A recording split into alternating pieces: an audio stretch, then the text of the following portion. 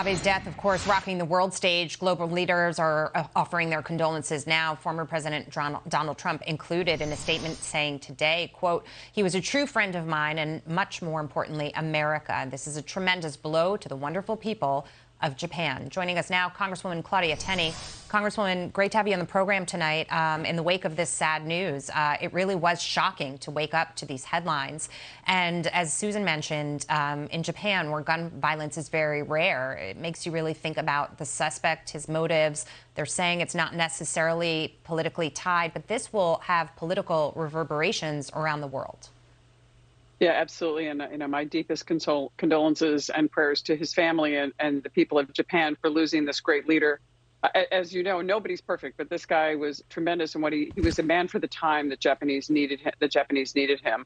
You alluded to in the beginning that his attempts to try to restore some Japanese economy, his reform program, his 3 arrows that he put together to try to bring Japan back out of the malaise after the 2011 tragedy of the tornado, or the tsunami that was there, and just to try to bring the country back, and the longest serving and much beloved, but also someone who stood for freedom and stood for our ideals, and similar to the United States. And I think people don't realize this. There's been a growing concern in the Indo-Pacific region because of the threat of China, and Japan is still the 3rd largest economy in the world and very important.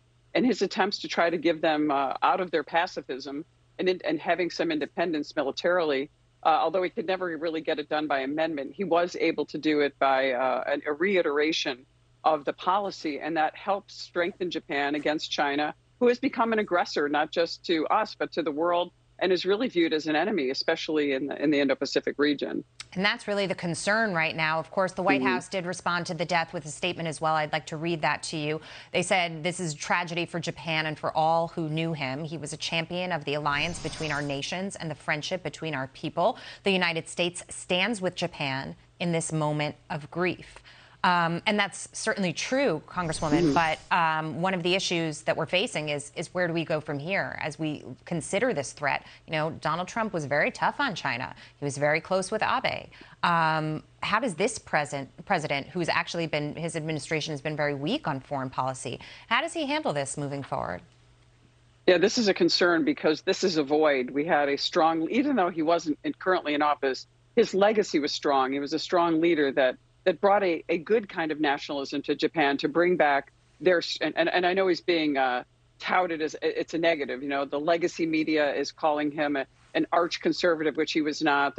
They gave more praise to Yasser Arafat as a freedom fighter than they're giving to Shinzo Abe, which is completely inappropriate. But we have a void now in the Indo-Pacific region, and this is going to be a problem with a president who projects so much weakness and is so weak when it comes to China. I mean, we're still everyone's reeling from the realization that just a few days ago, or within the last month or so, President Biden actually took a million barrels of oil out of the strategic reserves and sold it to China.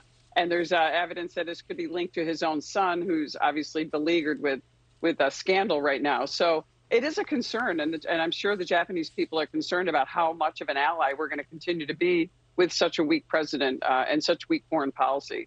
You bring up a great point with respect to the oil that was released from the SPR, moved overseas into the global market, ended up in China. A lot of people have questions about that and this president's agenda when it comes to relations in the Far East. Congresswoman, wonderful to see you tonight. Thank you.